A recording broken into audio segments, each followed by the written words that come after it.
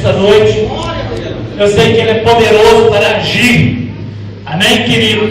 De forma eficaz, infinitamente mais do que nós pensamos ou pedimos. E nessa noite Ele fará isso sobre o seu lar, sobre a sua família.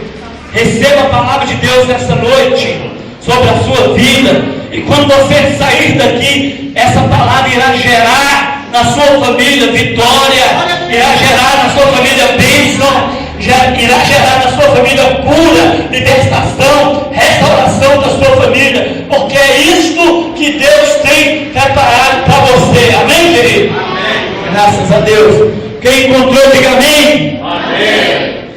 Se o Senhor não edificar a casa, em vão trabalham os que edificam. Se o Senhor não guardar a cidade, em vão vigia o sentinela. Inútil vos será levantar de madrugada, repousar tarde, comer o pão que penosamente granjeaste, enquanto que aos seus amados Deus dá enquanto dorme. Herança do Senhor são os filhos, o fruto do ventre, o seu galardão. Serão como flecha na mão do guerreiro, assim são os filhos na época da mocidade. Feliz o homem que enche dele a sua aljava, porque não será envergonhado quando ele pleitear com os seus inimigos a porta da sua tenda. Amém, igreja? Amém. Possa sentar, querido. Louvado seja o nome do Senhor. Bendito seja o nome do nosso Deus. Todos os cultos, todas as ministrações feitas aqui, seja em um templo religioso, um templo cristão, tem a sua importância, tem o seu valor. Quando nós ministramos a Santa Ceia, celebramos a nossa Santa Ceia, é uma importância tremenda e maravilhosa para as nossas vidas. Quando nós celebramos o nosso culto de primícia, né? É tão bom, é tão maravilhoso poder trazer algo representando a nossa gratidão a Deus por muito que Deus tem feito em nossa vida. Quando nós fazemos nosso culto de missões e ouvimos mensagens, como ouvimos no domingo passado, que tocam o nosso coração a respeito de missões, que nos impulsiona a sair e pregar o Evangelho, é tremendo, é maravilhoso.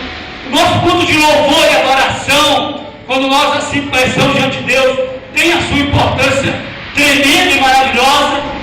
Mas quando nós direcionamos o culto para a família, querido, algo tremendo e maravilhoso acontecendo quando nós fazemos assim dessa forma. Porque a família é a maior instituição na face da terra. E desde o primórdio, desde os tempos mais remotos, a maior intensidade de luta que o nosso inimigo, o nosso adversário, como estudamos aqui na escola bíblica, se levanta, a maior intensidade, a maior força é contra a família. Porque o diabo sabe que quando a família ela for desestruturada, ela for destruída, quando a família ela não tiver mais o seu papel de importância, a comunidade, a igreja sofrerá poderosamente uma grande derrota.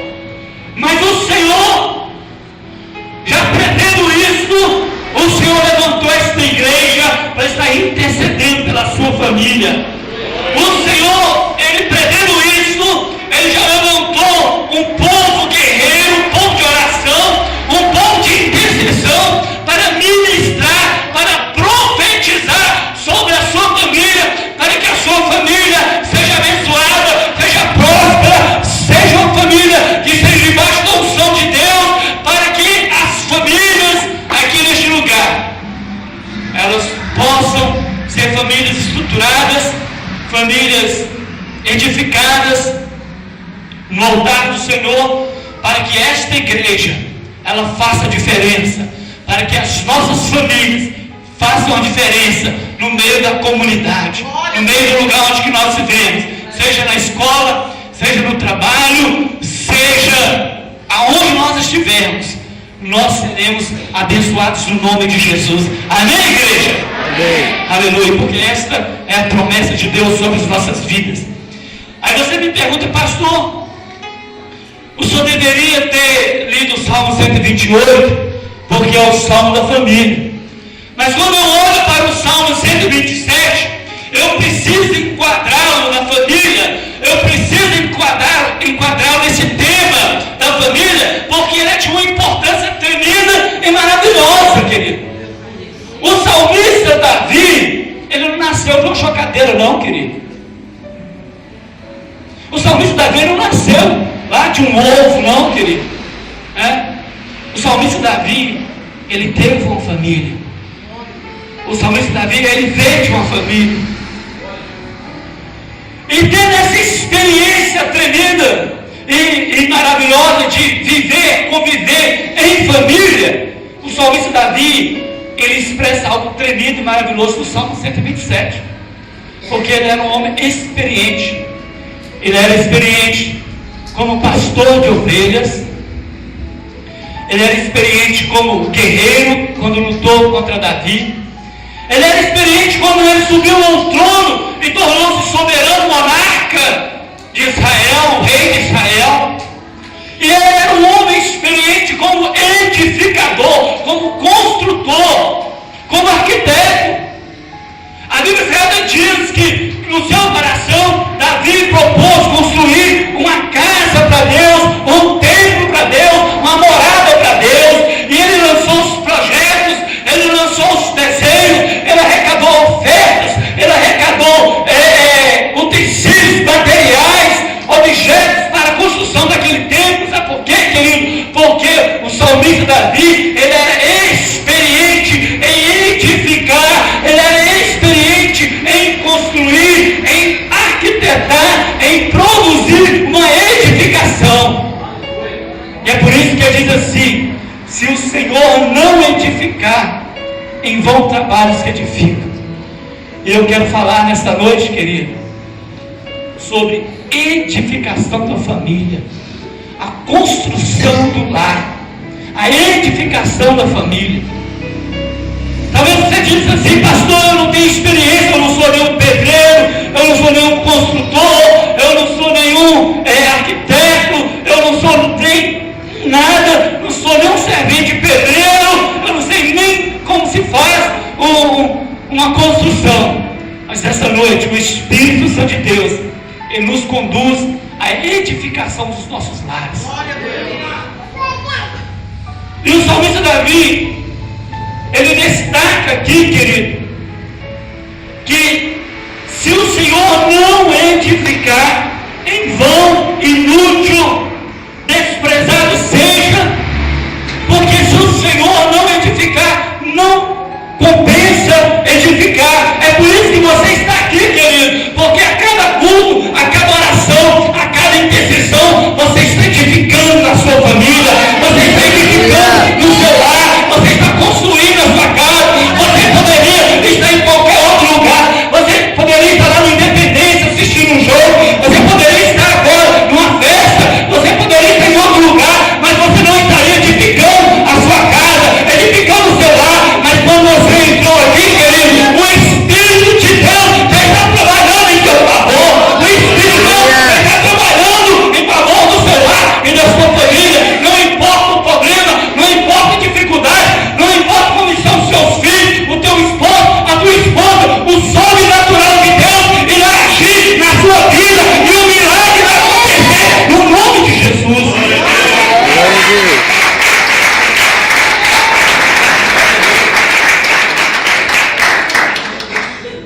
Mas vamos imaginar uma construção, um prédio, né? E quando nós olhamos para um prédio, nós olhamos para uma construção, nós observamos aquilo que é exterior, aquilo que é visível, né? Mas nós sabemos muito bem que toda construção, ela tem de ter um fundamento, ela tem de ter base, ela tem de ter sustentação. Não é isso, querido? Imagine, querido, se aqui nesta igreja não houvesse essas colunas, esses pilares. Não houvesse esses pilares. Em cima, outra edificação, outra construção. O que iria acontecer aqui, querido? Se não houvesse essas colunas, esses pilares, essas ferragens, o que iria acontecer? Não iria o quê? Suportar o peso da construção de cima.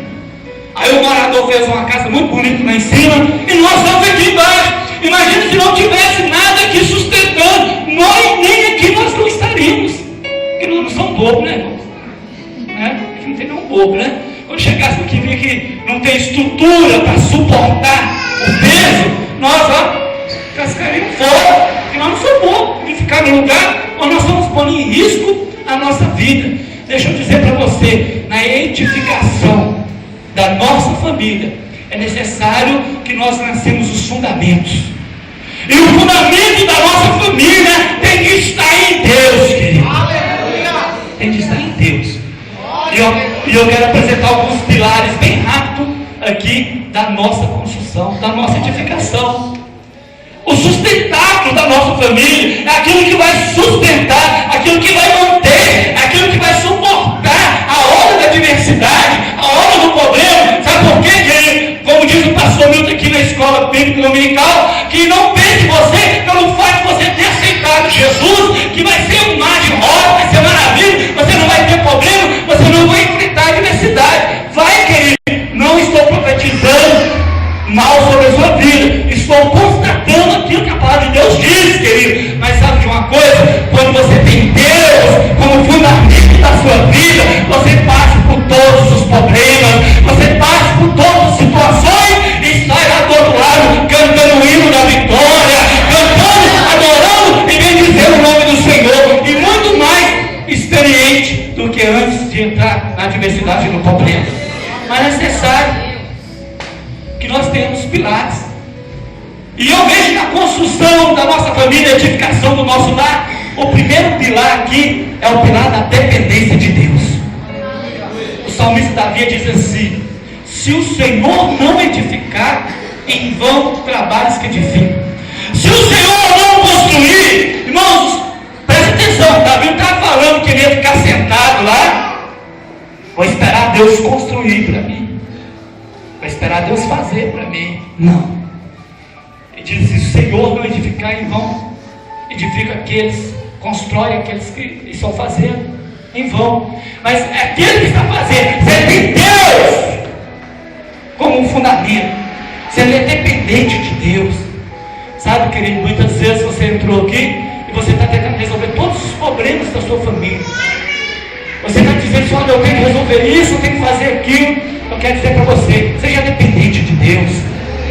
Porque quando você é dependente de Deus, pode vir o peso da construção da sua família, pode vir a adversidade, pode soprar o vento, as ondas da tempestade podem vir. Todavia, querido, você está sustentado, porque você não depende da força do seu braço, você não depende do seu salário, você não depende do seu recurso, você depende daquele que é Senhor, que é soberano, aquele que reina, aquele que age e trabalha em favor daqueles que o servem. Seja dependente de Deus, porque quando nós somos dependentes de Deus, querido, nós trabalhamos, nós construímos, nós edificamos, mas nós sabemos que nós não podemos fazer nada se Deus não estiver ao nosso lado, se Deus não estiver conosco, se o Senhor não estiver ao nosso lado nos ajudando. Muitas vezes você olha para as coisas que você tem e diz: eu conquistei, eu fiz, eu realizei. Nabucodonosor, rei da Babilônia, ele fez isso. A sua mulher, presta atenção, a sua esposa mandou edificar os jardins suspensos da Babilônia, tornou-se uma das 7 maravilhas do mundo. Nabucodonosor chega lá em cima: olha que maravilha que eu fiz, hein? Olha que coisa boa que eu fiz. Eu sou bom mesmo, eu fiz, eu faço. A Bíblia diz que houve um brado e ele caiu, querido, por terra. E a Bíblia diz que ele passou a pastar com os animais, a comer com os animais, cresceu pelos, unhas grandes, enormes, e ele começou então a viver como animais. Sabe por quê? Porque não reconheceu que ele era dependente de Deus. E a Bíblia diz que passado o tempo, ergueu ele os olhos para o céu, aleluia, e diz: não há Deus como este Deus, aleluia, não há Deus que se assemelhe a este Deus, a Ele seja a glória para todo sempre, a Ele seja a honra, em nome daquele homem orgulhoso, aquele homem soberbo. Ele reconhece que nada poderia fazer se não fosse a ação de Deus. E na tradução bem antiga diz assim: Ele seja a glória para todo sempre e até na eternidade, aleluia. E quando ele diz isso, né, mudou o seu estado de um homem que vivia como os animais, e ele voltou a sentar no trono como rei e a governar poderosamente, querido. Sabe, querido, firme esse pilar, edifique esse pilar na sua família, edifique esse pilar no seu lar, seja dependente de Deus, trabalhe, edifique, busque uma boa profissão, busque um bom salário, busque um bom estudo, busque uma boa posição, mas seja dependente de Deus. Sabe que tudo que você tem, tudo que você terá, foi Deus que te deu, Deus que te dará. Aleluia. E sabe o seguinte, que você não tem nada se não for as mãos de Deus te sustentando. O segundo pilar, querido, é o pilar do amor. Pastor, não é o pilar do amor, sabe, querido? Esse pilar, ele suporta. Amém, querido? A Bíblia diz que o amor suporta o quê? Tudo. Amém? Tudo. E muitas vezes, querido, há problemas de relacionamento entre irmãos e irmãos, entre pais e filhos, filhos e pais. A falta de relacionamento familiar. Sabe por quê? Porque falta um pilar chamado amor. Aí quando vem o peso de um relacionamento, porque relacionamento é pesado, né? Conviver, eu tenho uma frase de efeito que eu criei, que diz assim: o maior desafio do homem não é ir à lua, mas o maior desafio do homem é conviver com o próprio homem, é relacionar com o próprio homem, com o ser humano, porque é muito difícil. E quando se trata de parente, então não é brincadeira não, querido, não é fácil não, mas aí você precisa ter essa estrutura chamada amor, para suportar, para abençoar, para tolerar, para agir. Sabe por quê? Porque quando nós agimos com amor, nós quebramos os grilhões da arrogância, nós quebramos os grilhões da soberba. Aí a pessoa vem, aquele parente vem com aquela arrogância, vem com aquela soberba, né? Porque parente é soberbo, irmão. Parente é tudo, entendeu? Aí ele vem, você tem aquela palavra de amor, você tem aquela palavra que vem do coração de Deus, e você muda aquela situação, não é isso? Você muda aquela situação, porque você tem esse pilar do amor. O outro pilar é o pilar da perseverança, né? Tem pessoas que desistem da família, ele não edifica esse pilar, aí ele começa a construir a família, aí a família começa a estar mal, aí o esposo começa a cair fora do caminho, a esposa começa a andar fora do trilho, as coisas dos filhos começam a sair fora do propósito, aí ele pensa: agora eu não vou viver mais, chuta a família para o lado e sai correndo, né? Não tem perseverança, não tem atitude de lutar pela família, de buscar pela família, de resistir pela família, de ter perseverança. Eu vou lutar pela minha família, eu vou vencer, eu estou passando esse problema aqui em nome de Jesus, eu vou vencer, em nome de Jesus a minha família vai ser abençoada, a minha família vai ser uma família próspera, vai ser uma família que serve ao Senhor. Aí, querido, sabe o que você faz? Você faz como mulher, você ou eu, nós fazemos como a mulher de Jó, né?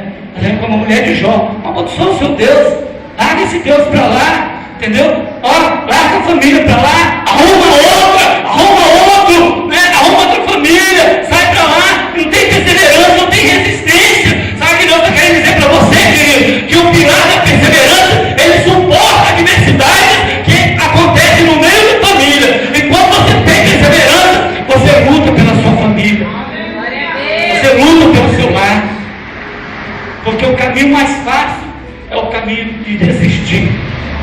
Mas Deus não nos escolheu para andar em caminhos fáceis. É por isso que é difícil, é por isso que Deus nos escolheu, porque Ele sabe que nós temos perseverança. Amém, querido? O outro pilar, rapidamente aqui, é o pilar da espiritualidade. Porque amor o ímpio pode ter, perseverança o ímpio também tem. É isso, querido? Mas espiritualidade o ímpio não tem. Então é por isso que eu estou falando para a família que está aqui nesta noite. Porque a nossa espiritualidade, a nossa religiosidade diante de Deus, não é religiosidade falsa, ritualismo não. É a nossa maneira de andar diante de Deus, querido. Irá fazer com que a nossa família seja edificada em Deus. Que a nossa família seja sustentada em Deus. Quer ver, irmãos, a síndrome da derrota? Pega uma família, pai, mãe, filhos, está servindo ao Senhor. De repente o pai para de ir na igreja. De repente o pai não quer servir o Senhor mais não, e vai para o boteco, vai tomar uma gelada, vai lá, vai sei para onde, e sai do caminho do Senhor. De repente, aquela família está desestruturada. Sabe por quê? Porque faltou espiritualidade. Aí você fala, eu não sei por que a minha família, porque não sei por que a minha esposa não vai para a igreja, eu não sei por que os meus filhos não estão na igreja. Por quê? Porque ele não está na igreja, ele não está dando exemplo, ele não está servindo ao Senhor. Ele quer que a mulher esteja na igreja, quer que os filhos estejam na igreja, mas ele não quer ter vida com Deus, não quer ter espiritualidade com Deus. Aí é símbolo de derrota, na certa. É derrota na certa. Ou senão é a mulher. Meu marido não vai na igreja. Ela também não vai não. Outro dia eu estava ali no Barrica Velho, aí a caixa, eu fui comprar um refrigerante, aí a menina do caixa perguntou para a moça assim, tá na igreja hoje? Ah, não vou não. Vigia a igreja. Falou com ela, vigia, você não vai na igreja não? Vou não. Vigia então cuidado, vigia. E ela continuou na conversa. Aí de repente aquela crente perguntou para ela, você vai na igreja hoje? Você dá um recado para mim? Aí a menina falou assim, não, eu não vou hoje também não. Eu não vou hoje também não. Aí você, como é que você está chamando a atenção que eu não estou indo na igreja e você mesmo não vai? E eu fiquei pensando, meu Deus, que situação, né? Precisava passar uma vergonha dessa, né? E tem mãe, ela diz, olha, eu gostaria que meus filhos estivessem na igreja. Eu gostaria que as minhas filhas estivessem na igreja, fossem levitas, cantassem lá na igreja, né? Meus filhos fossem pastores, pregar. Eu gostaria, mas onde que ela está? Será que ela está na igreja? Será que ela está firme na igreja? Não está. Aí é síndrome de derrota. Sabe por quê, querido? Porque nós precisamos saber que o nosso relacionamento com Deus vai trazer bênção para a nossa família, vai edificar a nossa família. Foi isso, querido, que Josué fez. Josué disse assim, olha, eu não sei quanto a vocês. Hoje vocês vão escolher. Vocês vão servir a Deus ou não vão. Mas eu e a minha família, ele falou, eu e a minha família, nós serviremos ao Senhor. Aquela é uma família vencedora, irmãos. Tem tudo para vencer. Tem tudo para ter sucesso. Por quê? Porque o cabeça daquele lá, o homem daquele lá, ele está dizendo, eu e a minha família, nós vamos servir o Senhor. Essa é a minha escolha. Então, irmãos, ele tem que ter compromisso com Deus. E aquele que tem compromisso com Deus, Deus tem compromisso com ele. Amém? Não adianta você ficar na sua casa sentado, querendo que a sua família seja uma bênção, se você não está aqui pagando preço, buscando, orando, pedindo a vitória. É quando você estiver, querido, uma vida espiritual com Deus, aí você está edificando a sua família. Amém? Aleluia. E quando nós falamos de espiritualidade, nós precisamos falar, né, no sentido templo. E no templo havia, porque a Bíblia diz lá que nós somos o quê? Templo do Espírito Santo. Mas no templo antigo havia o quê? O sacerdote, não é isso? E Deus levantou, irmão, o homem como sacerdote do seu lar. Amém, querido? Mas eu não ouvi esse amém tão forte assim, não. Amém?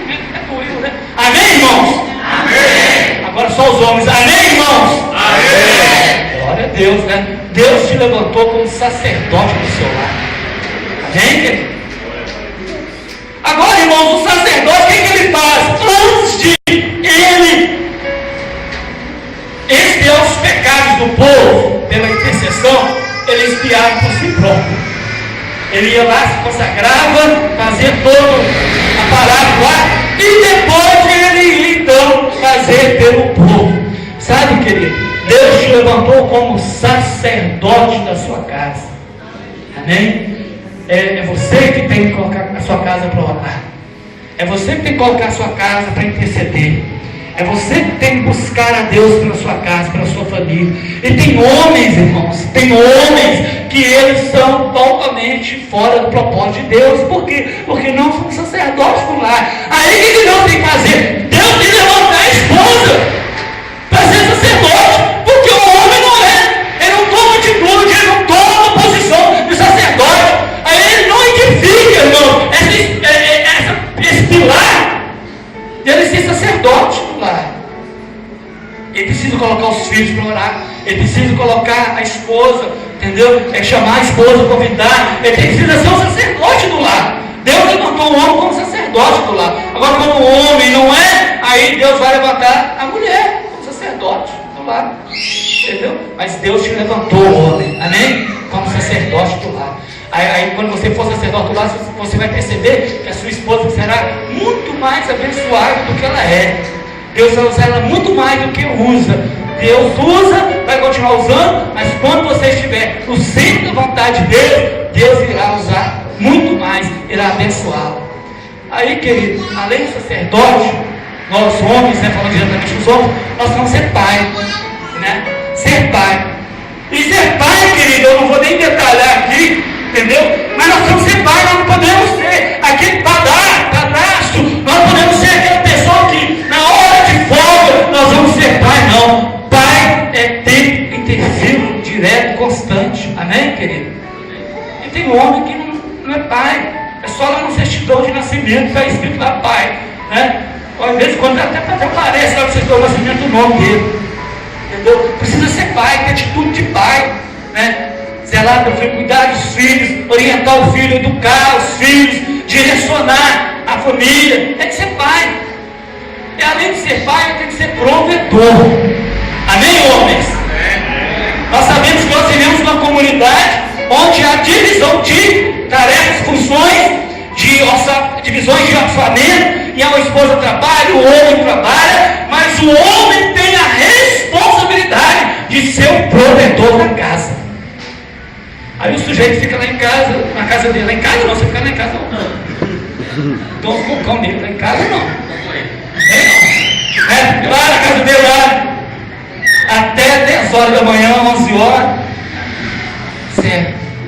Não tem um serviço, não tem um trabalho, vou procurar um serviço, vou procurar um trabalho, dá meio-dia, 1 hora, não consegui nada. Aí a falta de alimento, a falta dos recursos, principais dentro da casa.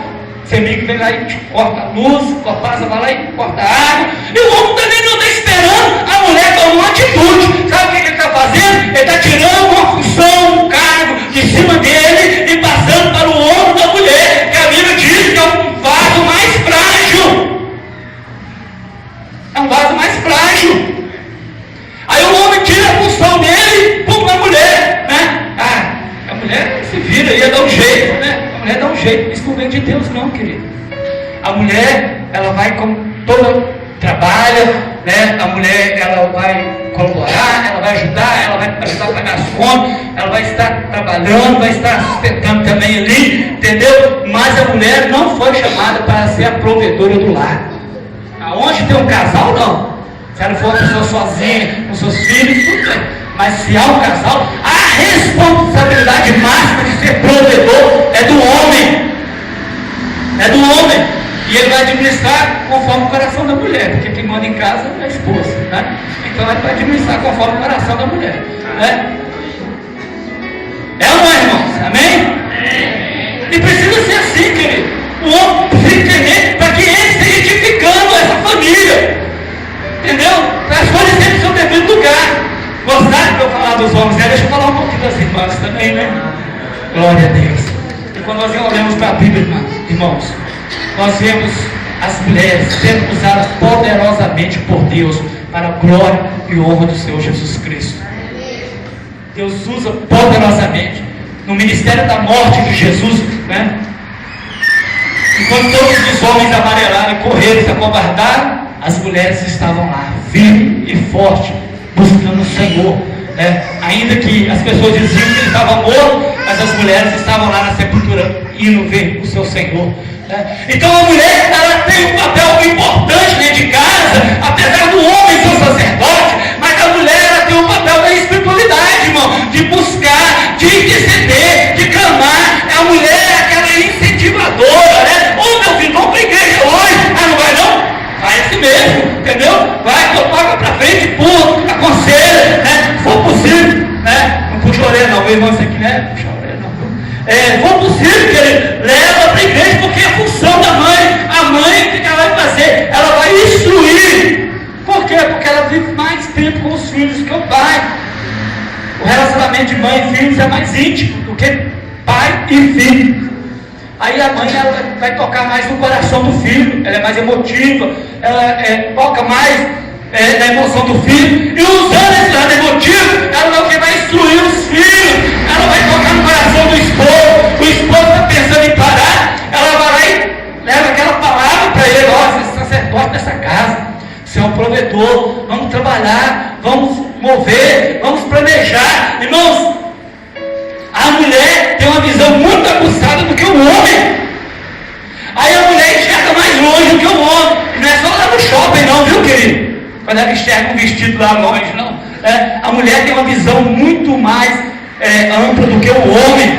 Aí a mulher enxerga lá longe e ela vê: olha, nós precisamos fazer isso aqui hoje, para amanhã nós conseguimos ter aquilo que nós queremos, sabe? Isso é prudência. Eu admiro demais aquela mulher, se eu não me engano, Abigail, né? Abigail, que quando Davi estava passando lá com os seus soldados, ele foi lá e pediu lá para Nabal, é isso? Pediu Nabal: manda para mim aí alguns pães que eu estou com fome. Aí Nabal: por quê? Está com fome? Vai morrer de fome para lá, não quer saber de você não, meu filho. Esse tanto de homem aí, entendeu? Mais de 3.000 homens, dá comida para isso aí, casca fora, entendeu? Aí a Bíblia diz que quando Abigail chegou, querido, ela viu que aquele homem tinha cometido um erro muito grande. E a Bíblia diz que ela juntou imediatamente seus empregados, fez um mexidão lá tremendo, matou o bezerro lá, colocou sobre a jumenta e falou: corre e alcança Davi. E dá para ele, para seus homens, esse alimento, e diz que aqui tem uma mulher prudente, aqui tem uma mulher que tem visão, aqui tem uma mulher de Deus, a mulher que sabe como agir, aqui tem uma mulher que, ainda que o marido fez coisa errada, mas eu vou correr agora, vou consertar essa situação, entendeu? Prudente. Aí sabe o que aconteceu? Nabal morreu depois de alguns dias. Aí Davi precisava de uma esposa. Sabe quem Davi lembrou? Foi de Abigail, querido. Ó, aquela mulher ali é joinha, viu? Aquela mulher ali é dessa. Por quê? Porque ela é a mulher prudente. Ela enxergou lá na frente, ela viu lá na frente. Então eu quero essa mulher como esposa, eu quero ela como companheira, sabe? Eu quero essa mulher ao meu lado. É isso que ele quer, o papel da esposa e da família. Quando ela edifica, quando ela coloca o pilar, submissa, não ser escrava, né? Submissa não é ser escravo, mas é ouvir e discutir as opiniões e tomarem junto uma posição. Esse é o papel da mulher dentro do lar. E os filhos, né? Estão rindo a todos os pais aí, né? O pastor estirou para descer ali nos pais, né? Então a Bíblia diz, querido, que os filhos precisam saber honrar os pais. A Bíblia diz que os filhos têm que ser obedientes. Obediente.